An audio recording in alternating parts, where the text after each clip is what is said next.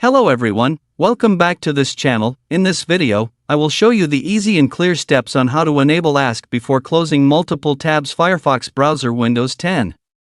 So how to enable Ask before closing multiple tabs Firefox browser Windows 10? Make sure you keep watching this video until the end. Let's get started right away. Firstly, just go to Firefox browser on your computer or laptop. This is the Firefox browser display.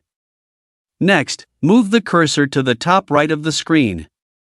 There are lots of menu options here. Next, tap the three-line icon here. And a scrolling menu will appear like this. And tap the Settings menu. Now here you are in the Settings menu. Enter the General menu. Now here you are in the General menu. Scroll down to find the Tabs menu. Now next. Tap Ask before closing multiple tabs. This feature allows Firefox to display a warning before closing multiple tabs at once in Windows 10, to prevent losing important data or tabs. So that's it, tutorial how to enable Ask before closing multiple tabs Firefox browser Windows 10. Thank you for watching.